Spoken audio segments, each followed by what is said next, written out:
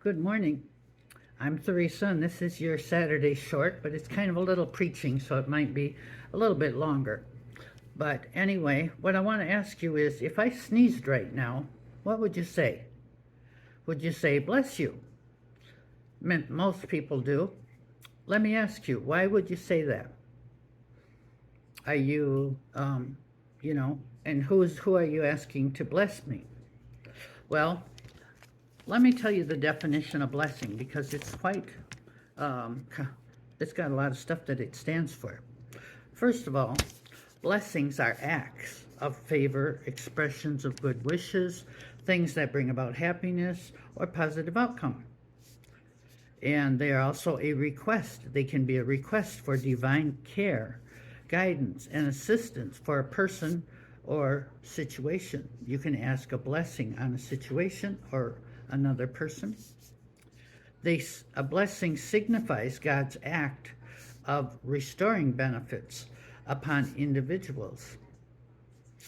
They also can be recited to acknowledge God as the source of all blessing, something to be grateful for, happiness, or prevents misfortune. Sometimes you say, I was blessed that God gave me that blessing to not let me get hurt. They also can give approval, encouragement, or support for someone's plan or action. Like if a man wants to marry a young girl, he would come to the father in many cases and ask him to bless the marriage. It's also agreeing with an idea or an action and giving your permission to proceed. So, let me ask you, how do you give a blessing and who do you give it to?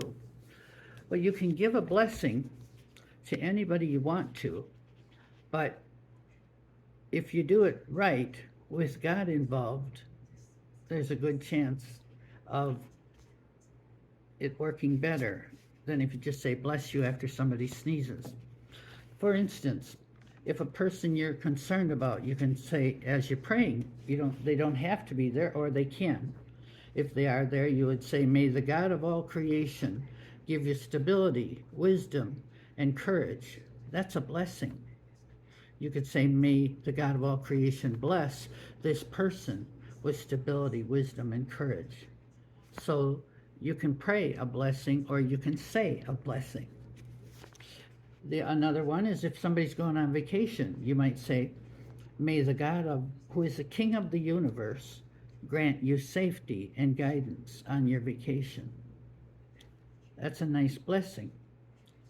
It doesn't have to have the word blessing in it, but that is a blessing. When you say, may God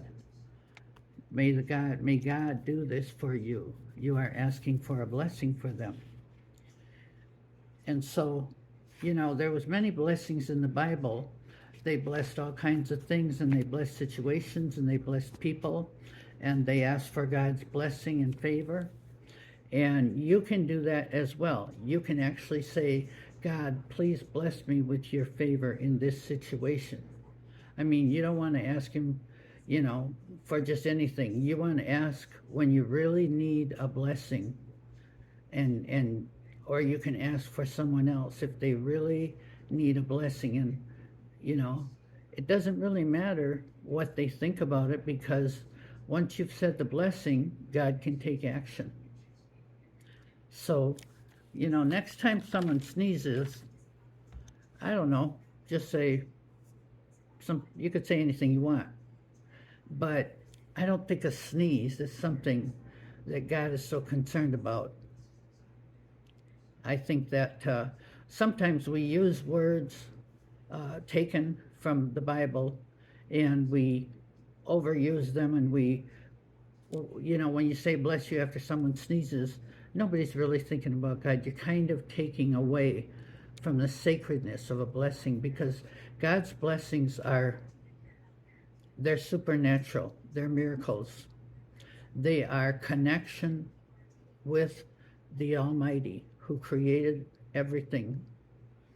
And so you don't want to just casually walk around saying bless you. You want to really add something to it. Why do you want that person to be blessed? What do you want them to be blessed with?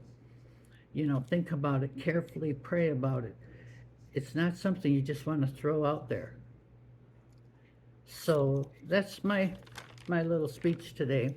So I hope you have a great day. It's raining here, and it's hot and humid, we call it, because it's close to 80, or going to be in the 80s. So if you want to tell me what the weather's like there, or if you want to tell me what you think about that, I'd be happy to hear from you. Thank you. Have a great day, and may God bless you.